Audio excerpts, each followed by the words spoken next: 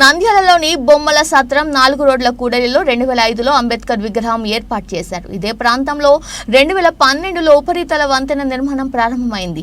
పనుల సమయంలో నిర్మాణ సామాగ్రితో పాటు దుమ్ము ధూళితో అంబేద్కర్ విగ్రహం ప్రాధాన్యం కోల్పోయింది.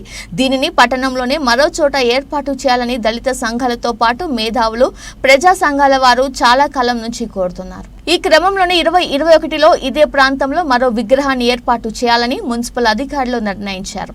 2 నెలల కిందట ప్రస్తుతం ఉన్న విగ్రహం వెనుక భాగంలోనే కొత్త విగ్రహం ఏర్పాటు చేశారు. ప్రజల నుంచి తీవ్ర వ్యతిరేకత రావడంతో దాన్ని ప్రారంభించనే లేదు. జిల్లా కలెక్టర్ స్పందించి విగ్రహం ఏర్పాటుకు ఒక కమిటీని ఏర్పాటు చేశారు. ఈ కమిటీ నంద్యాల పట్టణంలో 7 చోట్ల విగ్రహం ఏర్పాటుకు అనువైన ప్రాంతాలున్నాయని నివేదించింది. చివరకు ఇండోర్ స్టేడియం సమీపంలో ఏర్పాటు చేయాలని నిర్ణయించగా ఆ ప్రాంతం తమకు సమ్మతం కాదని కొందరు అభ్యంతరం తెలపడంతో ఆగిపోయింది. అంతే, తర్వాత ఎవరు పట్టించుకోలేదు. ప్రజా ప్రతినిధులు ఏమాత్రం చొరవ చూపలేదని దళిత ప్రజా సంఘాల వారు విమర్శిస్తున్నారు.